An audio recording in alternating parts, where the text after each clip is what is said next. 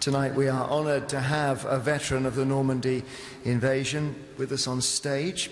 He was a crew member of a ship that set sail on the 6th of June, and at 15 he must have been one of the youngest there, so please welcome Jim Radford.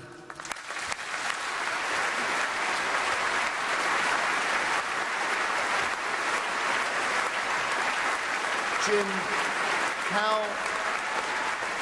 how do you feel today, seeing us all gathered and remembering these events? Contrasting emotions, I think, glad and sad. I'm glad that I survived. I've had 70 years of a good life, and I'm very sad every time I think of D-Day about all the poor devils who never made it back. And that's the people I'm thinking about on this day and every year. You went on to become a folk singer. We're going to hear a song that Jim wrote about the day, which is called The Shores of Normandy. But just before you sing it, tell us how you came to write it, Jim. It's actually the first song I ever wrote, and the clue to why I wrote it is in the last verse. I didn't go back to Arromanches till about 1960, and I didn't expect to be moved. But when I did go back and stood on the beach that I'd last seen covered in bodies and saw children building sandcastles, I wept, and that's when I decided to write the song. Jim Radford and The Shores of Normandy.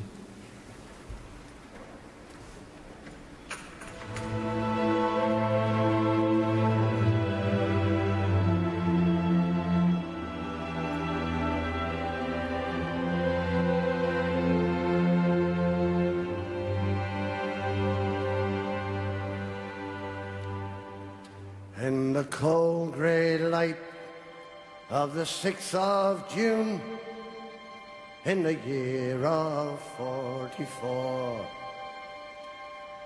the Empire Larch sailed out from Poole to join with thousands more,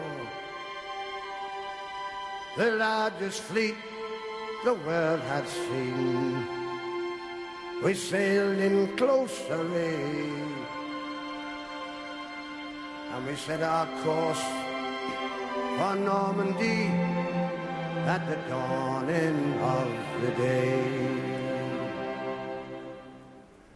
There was not one man in all our crew but knew what lay in store, for we had waited for that day through 5 long years of war. We knew that many would not return, but all our hearts were true, for we were bound for Normandy, where we had a job to do. Now the Empire Larch was a deep-sea tug with a crew of 33, and I was just the galley boy on my first trip to sea. I little thought when I left home of the dreadful sights I'd see, but I came to manhood on the day that I first saw Normandy.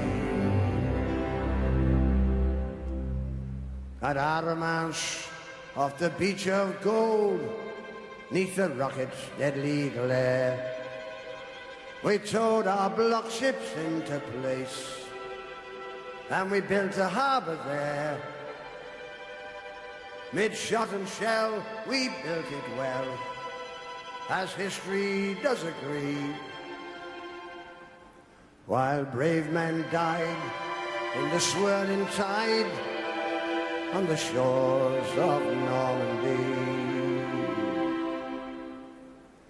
For every hero's name that's known, 1,000 died as well.